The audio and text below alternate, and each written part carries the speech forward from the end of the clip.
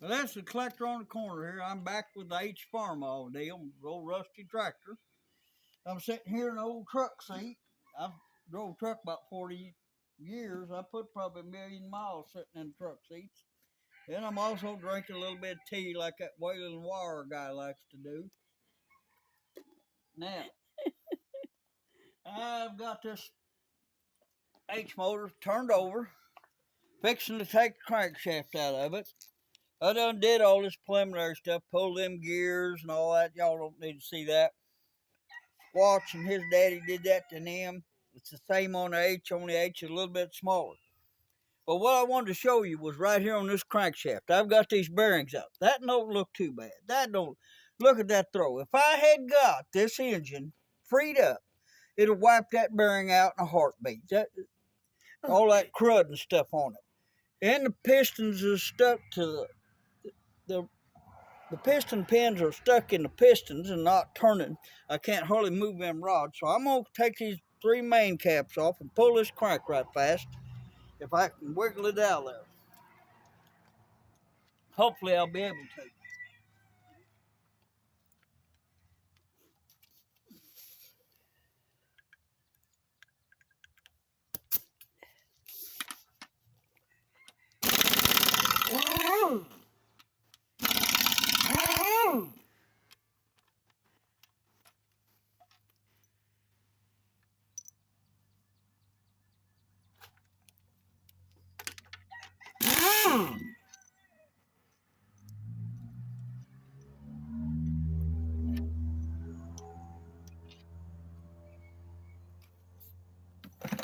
The hardest one of these get out be this center one because that's your thrust bearings. The other two is pretty easy.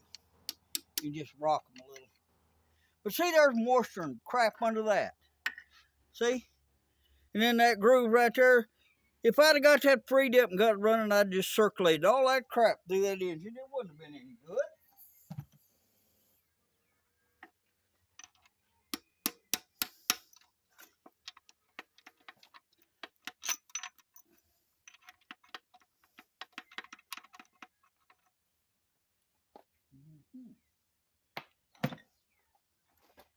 Put it under the edge of it here and pry it out. There we go.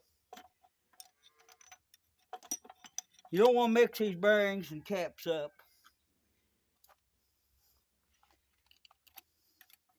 See that there? Got a lot of crap and stuff on it. I just circulated that through that engine.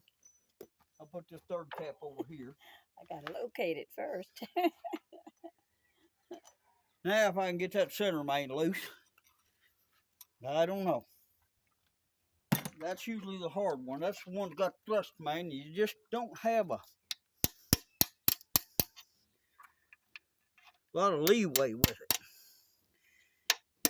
There it goes. There it goes, yep. It come out. We got lucky. As you can see on the sides here, that keeps the crankshaft moving back and forth.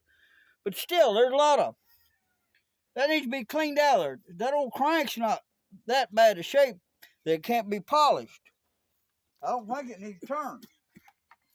That thrust main, you ain't gonna get it mixed with the other two because it's different. Now, as far as I can wiggle that crank a little. Aha, I got a couple rods come loose. There she is. Yay. That's just about my size. Yay. I think I can even do this with it. Jeepers. Now, if you look down in that engine, it had a dirt dauber up in there, got in there somehow. If I'd have got that running, all that crap would have circulated through this engine. Jeepers. Been not no good. See, that rod don't want to turn much. I blow all that out of there. There's a dirt dauber in that too. I blow all that out of there hose, and I'm going to take the power washer and wash it all. And then I'm going to turn it back over on its top like it's sitting here. And I'm going to fill all these cylinders up with the oil that I got out of Debbie's car when I changed her oil. And I'm going to let that soak for about 3 or 4 days before I try moving them pistons back down and out. Okay, this old engine. It's one of them gooey. See that gooey stuff? That's the kind of stuff we used to find in them old Y-block Fords when they run that Pennzoil and Quaker State oil in it back in the 60s and 50s. That old gooey crap. Now, I don't know if they was changing oil or what. God, I'm washing my hands off like that a little bit. Gasoline takes that old goo right off. well, that's good. Well, it's good or bad or whatever. It's good for your skin too. You know, it absorbs in there and keeps the ticks and stuff from wanting to eat you up later on. It's getting about that weather. Yep. Now, what I want to talk about, I pulled the oil filter off of this thing, the canister, and that thing was dry, and the filter that's in it looked brand new. It's real hard to see. There's a little tiny hole right there. I gotta find you. Okay. See that little hole? Yep, I see it. See, and there's a bigger hole here. And that oil is supposed to go through there and come out here and go through that filter and run back down. That hole is stopped up. I've run onto that one time before in my 70 years having that hole stopped up in that rod. But that thing's clogged up. Oops, sorry. But that's all right. It's clogged. Mm-hmm. You can't blow through it.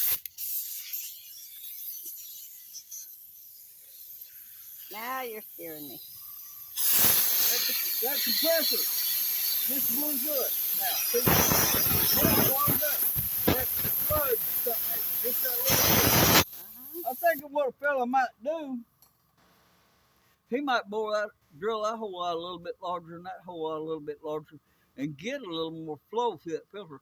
But this engine may be dirty, not because there wasn't change oil, because the oil filter wasn't doing its job.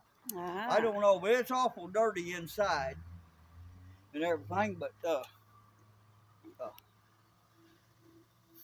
I didn't have too much trouble getting these gears off. Most time you got to use a puller and all that. This is the one that the idler gear that drives the distributor, and this is the timing gear.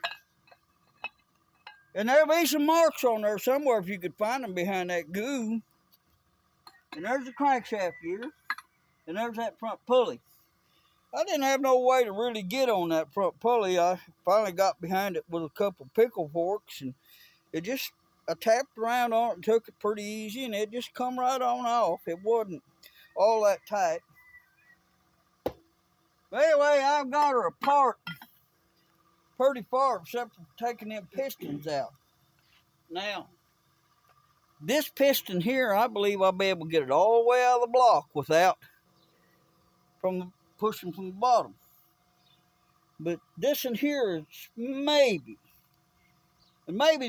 this in here, but that in there, I'm not going to get it out all the way from. I can push it way down, but maybe I can push it way down and clean the cylinder up and then push it the other direction. But I'm not going to try and beat on them and do a lot of. Well, I see the dirt daubers down that way. Yeah, there's dirt dauber down in there. Yeah, I see it. Yeah.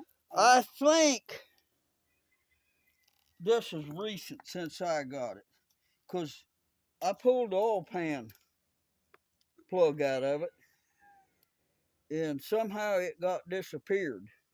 I don't know what happened to it, and I think they flew in through that oil pan was dry. I think I left it out on purpose because I wanted to see if any of my liquid that I was putting on top of them pistons was coming on through and dripping out the bottom of the oil pan. I believe I left that drain plug out of that pan on purpose. But anyway, I got the oil pan off later on and looked up in there, and it's not near as rusty under here, but I wouldn't be scared to use them bearings again. Them rod bearings. Just clean them up real good.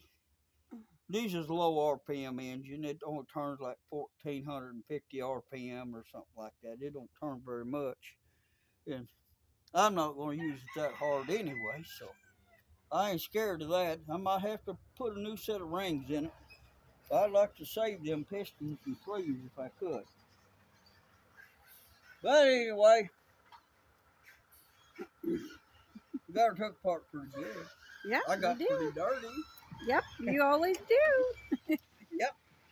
I've been getting dirty since I was a little kid. I don't wear them gloves everybody wears, and I'm not going to go to wearing them gloves. Yeah. My arthritic hands, I can't feel much anyway. Don't make no difference. That grease and oil and stuff being on them all these years ain't harming me now. It ain't ever going to, so I ain't going to worry about it none. Anyway, and I guess this will be part 3, so goodbye and good luck. Thank you for subscribing.